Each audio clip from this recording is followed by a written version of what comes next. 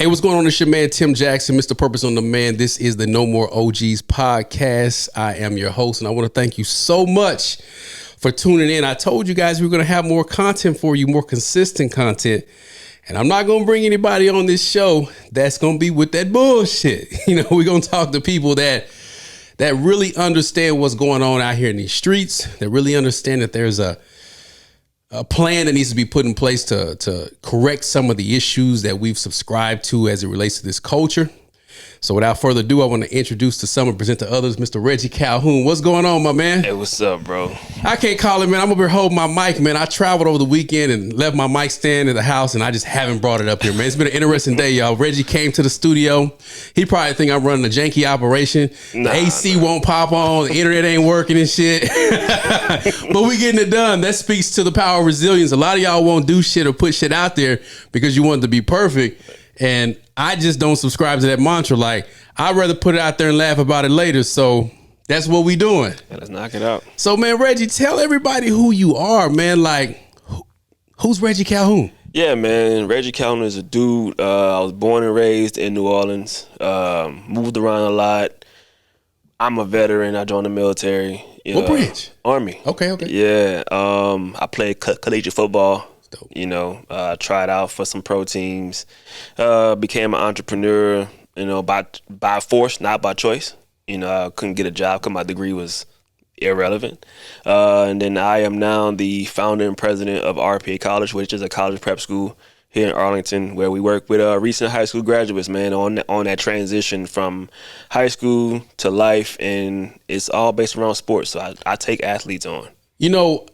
We've talked about this before, but I don't know why it's just now dawning on me. Like it's an actual college. Yeah. So when you understand what private colleges are and what college means, yes. But when you talk about the systematic tradition, no, we're not a traditional school. We're a non-traditional school with traditional pathways. Ain't nothing wrong with that. Ain't nothing wrong with that. You have to start somewhere, right? Yeah. I think a lot of times, and I speak to this a lot, is that we lose sight of the process, specifically in the Black community. Like, I don't know if it's the way life is right now, and I say specifically in the Black community because I'm Black and I'm around a lot of Black people, right? I'm sure every culture deals with this, but there's this instant gratification that people look to receive when it comes to success. That pick your brain mentality, right? Yeah. And when people ask me if they can pick my brain, the first thing I ask them is why. And I typically tell them no, because I don't feel like they're going to do right by the information, right? And a lot of times along the way, people don't realize what you had to do to get where you are. Like there were a lot of sleepless nights. There was a lot of confusion. There was a lot of things that went wrong, but people only see the end result of your success. Yeah. And they don't realize all the shit that came with that. So talk about that process of starting a college and why you did, because I think people need to know about that. Yeah, man. So, I jumped out there just off the mindset of I wanted to create change, and I'm really good at partnerships and things like that. So I started partnering with people that can get me to my end goal faster. So I knew that everybody's not going to college, right? I know that college ain't for everybody, but education is.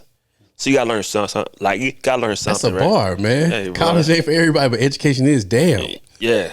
You heard it here first. And when you see me stealing it, you know where I got it from. I've never heard it put that way. Yeah. So my thought was, athletes are one of the most underrepresented and misunderstood demographics in America. Because we take on multiple things, right? You are a different race, different sex. You play sports. You're like crazy because if you play football, you run into people on purpose. You go to school. You want to be a professional. So it's like so many different things. And I wanted to create a safe space, not a group home or nothing like that, but I wanted to create a safe space for athletes to come, learn, matriculate, and then gradually enter into life with a skill that they can, use. But I use the platform in sports to guide them through life. Well, that's because that's what a lot of us gravitate to. I always tell people, man, I'm a sports con artist, right? Because I didn't get tall until like my senior year. I was always short, and then over the years, like literally my junior year, I shot up like my sophomore year to junior year, I shot up 5 inches, and then after that, I grew 3 more inches. Dang. And so when I went to the military, like I hooped. No, I take it back. I played basketball, but I didn't hoop. If that makes any sense, like I knew the fundamentals, but in the neighborhood, wasn't nobody picking me first. Facts. And so when I got to the military, then I moved to Plano. When I came back home, like I would go to the gym and people, oh, this dude's black, tall. This dude black, he's 6'2". I used to get picked first all the time. They would be disappointed. You know what I'm saying? They would be so disappointed because they saw a black person, which that's the stereotype. If you were a black man of some type of build and some type of height, you clearly play sports, right? And until this day, I go certain places where I'm the only black person. And because of the way I look, there are people who will ask me, hey, so what, did you play sports or play basketball? Like in 2022, people still ask me that question because black men who are built like me, who look like me, should not know anything about success unless it's tied to a damn sport. Yep. Speak on that a little bit if you can. Yeah, man, because that's what we kind of hide behind because it's easier, right? If you say I'm an athlete, people won't expect much of you. But what can you do on the field or on the court, right? So we gravitate to that because, and most of us gravitate to football because we can put a helmet on with a face mask, and then you don't have to see my face. I can show my raw emotions. I can yell behind the helmet, and you'll never see me. So that's where you kind of you can become somebody in sports that you probably, most athletes are introverts. That's a fact. We just be chilling. I never thought of it from that standpoint of the helmet. Yeah. Because with the exception of the star player, you don't really know who those other guys are. Unless you were just a diehard fan.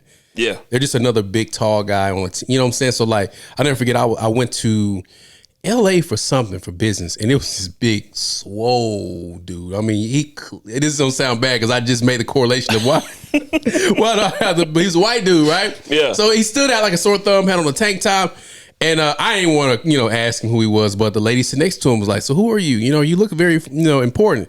He was like, yeah, I got drafted by the San Francisco 49ers or somebody like that. And, I'm getting ready to go out here to do some training, because I got to get ready for the season. I'd never seen this dude a day in my life. You know what I'm saying? And couldn't tell you who he was today. Yeah. Because that career field is so volatile, has such a high turnover that it's like, what do you do afterwards, right? And that's one of the reasons I wanted to bring you on, because I see some of your posts. And you talk a lot of shit about. Yeah, that's why I don't have no friends. Yeah, man, me neither. Not at all. Like, I have people that fuck with me, but a lot of times it's from a distance because it's like I'm too truthful, right? Yeah. And that's a blessing and a curse because people, they desire the truth, but they don't always want it. But when I went to your page, I was like, man, this dude is calling out a lot of stuff that happens within the sports world, the life expectancies of athletes, being prepared. And I want you to kind of talk to that because I know you see it more than anyone, an 18, 19, 20-year-old man at the end of his college career with absolutely no plan whatsoever for life. Yeah. So you talk about, like every time I consult with a family and I ask the athletes, so why you want to go to school and play ball, right? I want to get my mom and them out the hood. That's the first box. And then they'll say things like, I just want to, be the best. Like, be the best at what? Right? Compared to what? Then we ask them, like, what's your big why? Because you told me you want to get your mom out the hood and all those things. And I just say, so what are you doing right now that if your mom and them lifehood was based on the efforts you put in right now, will they survive or will they starve? And most of them are like, well, I'm going to just wait until I get to the league to do these things. Well, most people have asked them over and over, what college do you want to go to? They never asked them, what college do you want to get through? or which one to major in, or what's going to happen afterwards, right? It's always like, where you want to go to college? Okay, well, I want to go to this school. Alabama. And if that don't work, LSU, I'm going Texas. to go to this school. And if that don't work, I'm going to go to this school. And before you know it, eligibility is done. Now, how does that work? we only give 5 years to play 4, right? The I see NCAA what you're only saying. give you 5 years to play 4, right? So in football and basketball, the eligibility is it's tough because that's a predominantly black sport. So, the NCAA gives you these rules, these guidelines that you can be within, and most people don't even know the rules. They just know I'm going to just be good and get scholarship and things like that, and the NCAA gives you these eligibility rules to get scholarship that don't match what the school requirement is to get in.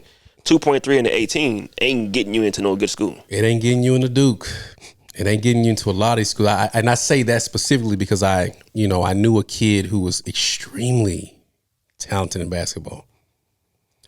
And them ACT scores and SAT scores and GPA scores, he couldn't even get to his favorite state college. But his thing was, I'm going to Duke. I'm going to Duke. I'm going to Kentucky. If I don't go to Duke, I'm going to Kentucky. And it's just like, sounds good. You ain't even going to class, bro. Sounds good. You know what I'm saying? Like, you're not even going to class. And we don't emphasize that. I'll never forget I was a substitute teacher. My wife is in education. I got my substitute certificate because my background's in education too. And if she ever need to do something, I can go fill in for her, right? And so I went to the class, huh? That's fire. Yeah, man. It's just, and I did it a bunch of times. Like, she had principal aspirations. So her principal had her like doing principal work and she needed to cover. So I would go cover for her. I'll never forget my first day going to her school. This is a middle school. There was a kid. He was acting up, showing his ass, bro. And I'm just like, why are you acting up so much? So I started getting on to him, and a coach walks by. And the coach walks by and says, don't worry about him. He can come to my class. And I said, why? Well, he's one of my players, and he can just come sit in my class for this period. And I was like, but why are you taking him out of a situation where he can receive some discipline and receive some guidance? You have no desire to make him a better person. You're just putting him on that field to win games for you, and you're not building an actual man. Like, can you talk to like how much you've seen that throughout your career? So when you talk about, so I read this book, right? It's called No One Mr. Nice Guy, and it talks about men grow up trying to please women because the education system is full of women. So their standards of being appreciated and affirmed comes from women. So wait a minute. What's the name of that book? No More Mr. Nice Guy. I gotta read that. Oh, it's fire. Because I talk about that all the time. I went on this whole simping campaign, like telling guys like, man, you don't have to be that guy. You can put your foot down. Yeah. And it was well received by some, and it was hated on by most. And typically wasn't a lot of men that was hating on me. So if you think about the little league deal, right? So most of them coaches are intermingling with the moms, right? So they try to do things that's going to be appeasing to the moms, right? So when they become a coach in middle school or high school, they're doing the same thing. And by intermingling, you mean smashing? Oh yeah, for sure. Okay, I just want to make sure the audience understood. yeah, because I don't want to say like all of them are smashing, but it's a high number. Yeah, for the most, you like get into it. So in the school setting, because it's so many women, when the dude walks in and he's the coach, he gets brownie points by providing a false illusion of being a disciplinarian because the kid's like, there's my coach. He don't respect you. He just want to play. And then you get to be looked at like, when coach such and such walk in, y'all get it right. Damn, that's it's deep. Brownie points, bro. It's don't fake. make me go get coach. I've heard that so many times. It's fake because you know that if I don't act right, I'm not going to play. He knows if I come and you act right, I look like a good guy and I get to keep my good kid on the field. So everybody's winning, but nobody's doing anything to create a solution. They're just winning off of false narratives that we're doing something. You're going to piss some people off with that because from where I come from, man, I see a lot of people pushing sports on their kids because they think that's their ticket out the hood. And I've called it out. I've called it out to the point to where I've had parents stop bringing their kids to our mentoring program because they feel like, I guess we're talking about them. It's like, no. What I'm saying is that he needs to have something to fall back on because, yeah, he got a good jump shot right now. Yeah, he can throw the ball pretty well right now. But what happens if, right? And their thing is that they're betting on the if. Can you speak to something? Because I believe we were talking before and you were talking about the whole concept of the lottery pick and the gambling as it relates to gambling on a child's potential, but how often they lose, and then there's really no backup plan for that. So you think about the lottery in sports, right? So I always say that lottery in sports or life in sports are kind of the same.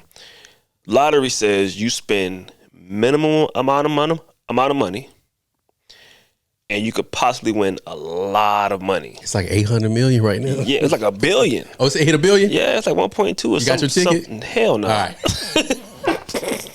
I don't even gamble like that. Even if it's $1, right? Yeah. Because for me, it's like, okay, if I'm gonna spend $1 and win $1 billion, how realistic is that, right? So you won't even value it. Well, I'm gonna just go spend $999 because the average lottery winner is broke within a year because it's easy, right? So then you look at sports. I'm gonna bank on my kid being a pro athlete because in Little League he had a growth spurt for everybody else, so he was better and bigger. Then in middle school he was better and bigger, and then he goes to high school in our district, which is usually inner city where everybody's good. Everybody fast. So what we're going to do is we're going to pull the card and move to a... No, don't do that. Don't do that. Don't do that. Come on, man. Don't do that. And now he's a star, right? Yeah. But what hasn't happened over those years? You haven't invested in them. You treat it like a lottery. Well, a lottery. Little bit of effort, little bit of effort, little bit of effort. If it don't work out, we ain't lose much. So if my kid don't make it to the pros, well, shit, I ain't invest much. But if you make it to the pros, I expect much. It's a lottery. And that move is often framed as an opportunity. Yeah. But 9 times out of 10 is exploitation because that other school knows what they're getting. And that's why you see a lot of these private schools offer scholarships to the best kid on the team because they understand what that's going to be worth to them. Man, people don't understand, like, private schools is probably one of the greatest gifts and curses in education. Absolutely. Because there's no rules. None. No standardized tests. No accreditation. No accreditation. You just turn up and say, hey, as long as the teachers can teach life skills, you good. And that's why you get a lot of coaches who want to go coach at the private school level because they ain't got to have no degree. You just show up and you're going to play. You're going to just coach. Yeah. You just show up at 5 o'clock. Bro, we were talking about this. I went to a private school between 5th grade and 7th grade. And me and my friend were talking about this like last week. We were like, when we thought about it, like we really just looked back and looked at our class, like the people who were in our class. Private school is for like, most of the times, especially if it's a private school, like near the hood, it's just a bunch of badass kids who probably got kicked out of public school or, But here's what's crazy, right? So when we was coming up, everybody glorified private schools. Man. But we glorified private schools that were of prestige. That's true. We never went there, but we had a rendition of a private school, and they called it a private school. So we like, shit, I'm about to get the same thing. And see, it's bad, and I ain't gonna say it's bad. That's a dynamic in New Orleans. Oh, I go create me a school right now, and get whoever I want. That's real. And become a powerhouse and teach them nothing. You know what, man? I'm trying not to be petty, because I'm learning that pettiness is, somebody told me pettiness was a sign of insecurity, which, no, I believe that pettiness is necessary sometimes, but I could talk about a really, really famous coach that did something like that here in Dallas, but I'm not going to do that because this coach is doing some amazing things in other places, and we'll just keep it going. So I want to transition to a different topic, not necessarily a different topic, but I want to talk about this culture and the culture as it relates to athletes. I find myself now not watching sports as much as I used to, and specifically basketball and football. And here's why. I get so sick and tired of cutting on a basketball game or a football game and seeing millionaire athletes perpetuate street nigga shit. It blows my mind that you have transcended from all walks of life, specifically financially, many in cases, if they're basketball, guaranteed contracts, but you still want to be a hood nigga. Talk to me, man. So I have that issue too, right? So I turn on, they got the blood handshakes and they doing all of the stupidness, right? And you look at I'm a real nigga. You just look at him like, yeah, okay, that's cool, right? But then Drake got a song like back when he was first coming out, and one of his lines were, rappers and athletes are synonymous because we want to be them and they want to be us. And when he said that, I started just looking at it like, even when J.R. Smith was popping, and then everybody want to be a rapper, and then you got rappers trying to be ball players. Yeah. So it's like we can never compartmentalize a trajectory of success because we want to remain grounded in things that are built on sand. Right? I got to keep it real. The fuck does that mean? Keep it real to what? And to who? Because if you were anything like I was growing up, or like most athletes tell you back in the day, the OGs or the older guys like, man, take your ass inside. Say, man, and that's the whole premise of this. When I was coming up, them OGs, if you will, they didn't let a kid who had promise or who had the potential to change the community get involved in shit. And that's crazy because those guys are in the league now who say those things like, yeah, they didn't let us hang out. So why the hell you acting like you So why are you hanging out now, right? And it's like, that's why I say there's no more OGs. Like, there used to be a time where that dude in the hood that was giving you game, he might not have been the most, he might not have been the most legit guy, if you will, but he looked out for his community. You didn't, and y'all, I'm not justifying this, but there was a code. You didn't sell drugs to kids. You didn't bring shit around. You didn't shit where you ate, so to speak, right? That's not to excuse and say it's okay. Yeah.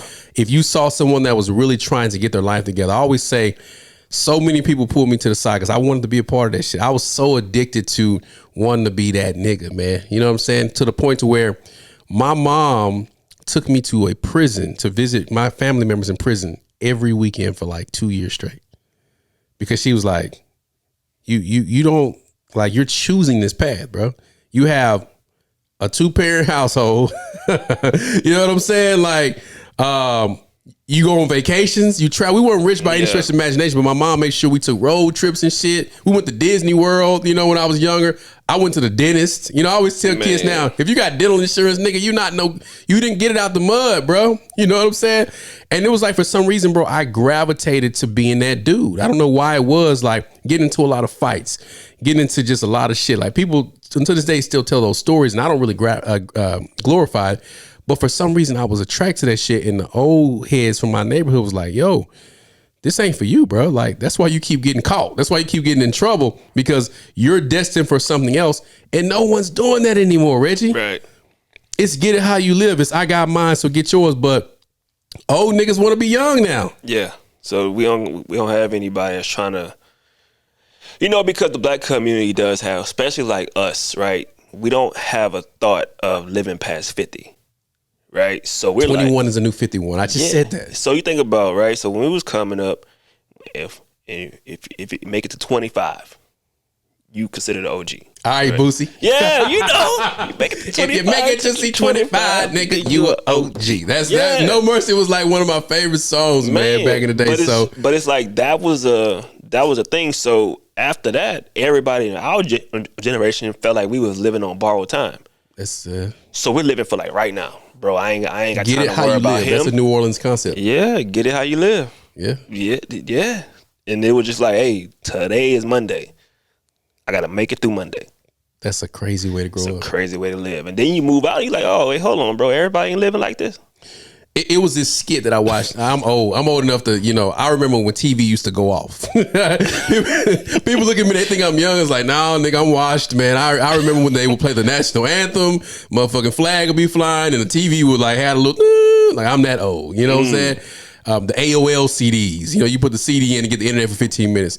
But I remember, as we talk about, making it to 25, and how when I there's a skit on In Living Color where Clarence Thomas got appointed as a Supreme Court justice, and he walks in and he's being real. Hey guys, I can do whatever you want me to do, and he was just really like kind of shucking and jiving. They were like, Clarence, you're a Supreme Court justice now.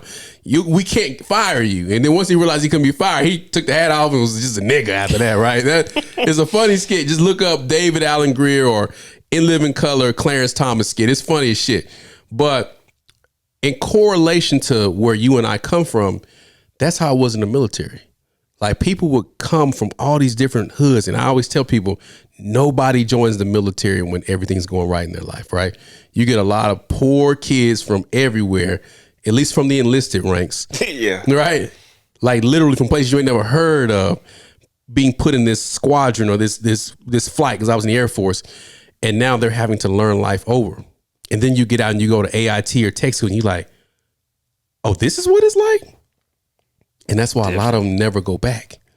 Because once you're exposed, Reggie, your whole mentality changes. And that's why I say it's so important to expose young men to more than rapping, playing ball, selling dope, the get high, get drunk, fuck bitches, kill niggas shit. How do we do that? How do Tim and Reggie take control of the narrative away from niggas who have absolutely no incentive whatsoever to improve our communities, man? You just gotta, because we kind of saw it during COVID, right? Like all the entrepreneurs who weren't an athlete or wasn't a street dude became like showing like, oh, I can make this money in entrepreneurship and all these things. And they were showing them like the chains, the cars, the clothes. But then it kind of got to a point where I think like genetically, dog, like we just gonna taint and fuck up some shit. Like we got Airbnb courses, we got Turo rentals, like, and it's like, how y'all fuck that up? No, I think it's, you know what? I'll say this. I don't think it's genetic. I think it's what we're around. I think that whenever you haven't seen success at certain levels, then you kind of hit a brick wall and you don't know what to do, so you revert back to what you know. Because so let me ask you this. Because I said this the other day, right? We're one of the most creative groups, but we do not believe in collaboration, but we have the most proximity, right? So I'm asking you this question. Where is Taylor Swift from? No clue. We don't know. What about Brad Pitt? No clue. We don't know, right? What about Katy Perry? I thought she was from here, but no clue. We don't know, right? Yeah. Where's Boosie from? Baton Rouge. What state? Louisiana. Kevin Gates. Baton Rouge, Louisiana. Baby. Louisiana. Lil Wayne. Louisiana. Hurricane Chris. Louisiana. Where the Migos from? Too soon, but where are they from? Yeah, Georgia. Gucci. Georgia. Jeezy. Georgia. How the hell they all make it to the ranks they make it to from the same place? Yeah. But we can't come together and dominate. Like, think about New York rap scene. How many dudes came from that? Yeah, it's the mecca of hip hop, right? So you talk about that. You got Florida. So all these people are coming from the same spots, but we gravitate and do the same thing. That's why I said, like, it doesn't matter if you're from New York or LA. I'm gonna play devil's advocate. Run it. Let me play devil's advocate on that, because I hear what you're saying, and from my personal experience,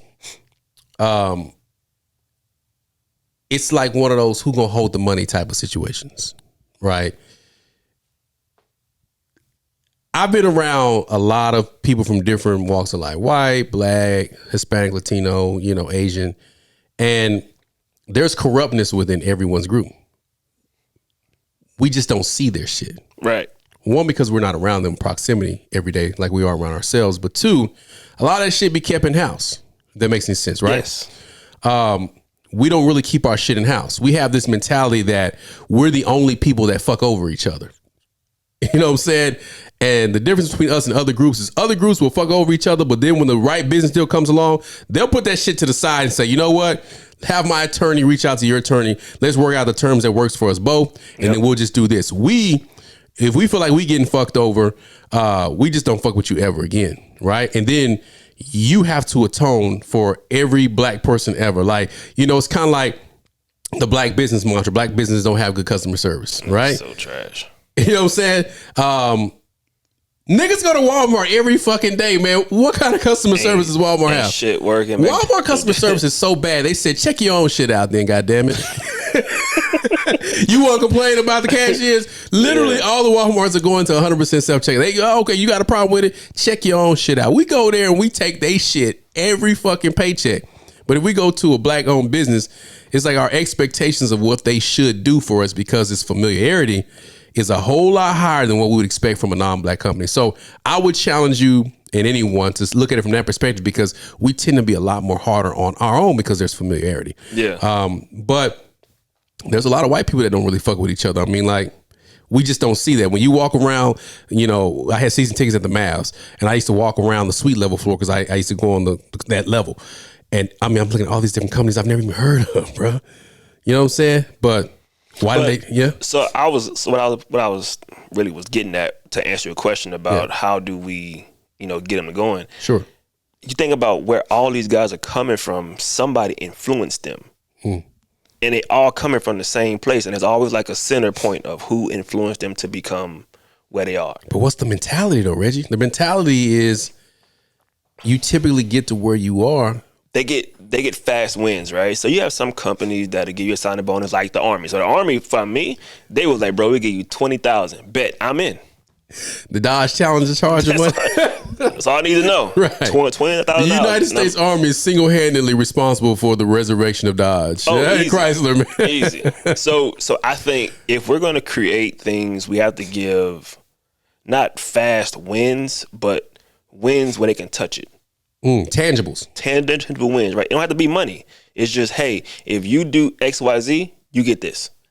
And then when you do it, and it has to be small wins, right? Small wins, which leads to good habits, which creates momentum, which then becomes this. But the rappers are saying, man, I went out there and got it how I live, and then look at me now. They don't show their small wins. They don't. But we also know that local rappers don't get no support until they take their risk and bounce. But somebody had to come and say, hey, man, leave here and go over there. Now we're getting to the root.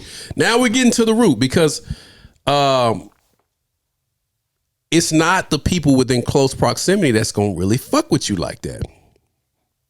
They're not, man. Like, because it's like if I'm always seeing my cousin do something, I'm watching him try and fail. Can't we say trying shit, don't work. Just work. But if I'm looking at him do that, I'm not looking at the momentum he's building. I'm looking at this motherfucker just keep trying shit. They can't tell me shit. He gonna keep trying. This stupid motherfucker ain't gonna never get it. But then he leaves and he tries in a different place and becomes something. And that's when everybody was like, man, I was there when you started it. I always tell people out of town niggas is winning. Yes. Like even here in Dallas, like this is the number one out of town winner. This is spot. Dallas, Texas is the number one out of town niggas a winning spot in the world. Like when you look at the people that's doing shit here in Dallas, ain't none of them niggas from Dallas. I shouldn't say niggas. Ain't none of them people from Dallas, right? Because I'm really trying to dissociate myself from. I always say there's a difference between black people and niggas, and we gotta separate ourselves from the niggas. So I have to subconsciously stop using the word nigga. I'm like that on that Boondocks. Is it built into my subconscious? Mom, nigga, this nigga, that nigga, please, right? But out of town people are winning right now, and people here in Dallas can't understand why they're winning because they come here. There's no familiarity to who they are, so we don't know who you are. We don't know which mistakes you've made, and that's why I tell people, get out your city. Yeah. Like you'll never. It's the likelihood of you becoming the man in your city is very slim to none, and when you do, you're gonna have to carry so much weight on your shoulders. Like all the people you name, they don't live in their cities anymore. No, you can't. You cannot, man. You will get killed. We see rappers getting killed in their cities. Yeah. Young Dolph, who I had the pleasure of actually working with. Yeah, got murdered in his hood patronizing a black-owned business. Yeah, in his own city. The epitome of Mo 3 here in Dallas got murdered in his city, right? So get out your hood. I'm still going. I know the comments gonna be tearing your ass up about the genetics comment, man. Man, that shit, like, dude, I went to Africa, and a lot of things we do here is being done there. But he'll tell you, even slavery in Africa was totally different from slavery in America. How so? So slavery in Africa was just a part of the deal. If I fight your tribe and I win, I got your tribe. So like y'all work for me now. Like I beat you, then we win. Over here, we like taint we tear it all up. Like we just do the worst, right? So I don't even want to get on no slavery talk, cause that ain't my that's thing. Cool. That's cool. We don't have to do that right now. I have an interesting perspective on that too. But it's like we look at like collectiveness and influence and things like that. Man, you watch your grandma. Like, people tell you stuff, man, my grandma used to walk to the store every day, and you telling these stories about what your grandma did and folk tales and stuff like that. But you watching your cousin, uncle, brother, neighbor, whatever, try, fail, keep going. Instead of looking at that as progress or resilience, we laugh at that. Well, we don't see it in ourselves. Because we say things like, "Ooh, boy, you better than me." Or then when you make it, I see you, big money. Yeah, you're a better man than me. Better man than me. Hey, no, I'm not. What does that mean? Honestly, I think there's truth in that, because when you tell me, bro, you failed how many times? You lost how much money? Whoo, you're a better man than me, because I would have never. I know, and that's why I'm here. So maybe I am a better man than you because I was willing to keep going and you was gonna quit. So maybe I am. That's an interesting way to look at it. I just think that within our culture, within the culture that people call culture, there's no promotion of failure. You know, one thing with my mentoring program, I teach my boys to fail fast, fail often, fail as soon as you can. I've made more money from my failures than I've ever made from my successes, because you remember those failures. You know exactly what not to do. And everyone always uses the hot stove. Oh, you touch a hot stove. Well, duh. You know what I'm saying? But, you know, if I'm setting up an LLC and it's just me, and I set it up as a single member LLC, then essentially, from my perspective, I'm still going to have to take on all the liability because it's a single member LLC. So when I sign a lease for a building, they're going to make me sign what's called a personal guarantee. And then when COVID strikes, you know, or something happens, I can't just file, you know, get out of that lease and say it's a business, because they can sue me personally. So the only way to get out of it is to file bankruptcy. And that's how I wasted $100,000 in 2 years on rent for business, because when I set up my LLC 10 years ago, I had it structured the wrong way. Yeah. Now I've been there, done. But that's the failure, right? Been there, done that. And people often in our community won't talk about that because we want to look like everything is right. So I heard, so in the same book, Number Night on Nice Guy. But them women gonna be in the comments. Oh man, they're gonna say, at first you don't succeed, hide the evidence. So you don't want nobody to know you failed, right? Right. I think that's where we lose. So our grandparents used to tell us things about, like, hey, back in the day we did X, Y, Z, and this ain't working. We marched and this didn't work, and we tried this and we tried that. So he's like, oh man, that's dope. And then we get to our spot, and are you not gonna tell your kids or the next people like what you went through to get to where you at, right? I hate how we say things like, how do I get to where you are? And we say dumb shit like, work hard. Work hard. Keep trying. Like, or my favorite, I'm going to get some dope comments, some stupid ass comments. Just pray about it. Hey, man. We can have a whole conversation about that. We can have a whole podcast on that. Let me tell you, I'm the biggest thing that pissed me off when people say pray about it. The Bible said faith without works is dead, right? Mm-hmm. So you telling me to pray, so I'm praying because I'm believing that something's going to happen, because I'm having faith. Right. So just pray about it and just chill? Just chill. And, you know, that's where I'm going with it. Like, I'm not saying don't pray, because, you know, you need to have that relationship with your creator. Yeah. And if you don't believe, you need to at least be meditating and having a relationship with your internal self, right? But I would get on to family members and friends, because I'm just praying about it. I had a homeboy. He was like, man, I can't find no job, man. I was like, well, shit, what you doing? I go and I apply and nobody coming back. He's like, I'm praying about it. And so, you know, I kicked it with him one day, and like all this nigga was doing all day was just smoking weed and playing the game. I'm like, my nigga, you know, you prayed about it. Like, the Lord ain't gonna send you no job if you wake up and hit the blunt and play the game all day. Like, you got to get up. So I'm telling him what to do. I'm like, bro, Go down there, give them your resume, call HR, call and say, hey, I missed a call from you. Like just different tactics. Yeah. Oh, I didn't. Well, yeah, I put my resume in. Were you guys calling me back? No, but since I got you on the phone, there's so many different ways you can finesse a job, bro. So I would say, pray and then get in a position. You got to get out there and put yourself in position. Go do something. But culturally, just to kind of, keep it light. Now fuck all that. I'm playing with you, man. we like to play it safe, but we pretend like we're just so radical. I always tell people, like when I talk about making financial decisions and like specifically doing certain things, like, well, let me pray about it. I'm like, man, you didn't pray when you went to the club and spent $300 on a bottle. Like, come on, man, don't give me that shit. Yeah. Like, you got to want this shit at some point in the game, right? Stop using research. Stop using the Lord to bail you out of responsibilities, man. Like, that's not how it works. That's actually insulting. Boy. So, if you really believe, then that's really insulting to your God that you would sit up and use your God as a crutch. Yeah. To not do shit and then sit around and blame everyone else. Listen, I'll be the first one to tell you, racism exists. The system of white supremacy exists. Different factions have been put in place to make it to where people like you and I are going to always have to work a little bit harder. Yeah. With that being said, work a little harder and do exactly what you need to do to get in a position to where now you have the financial backing to be able to tell people to kiss your ass. You go out there and purchase your property. You do something. You build an institution that people can't take away from you, that you can pass down. There's no system in the world that can destroy you when you have that.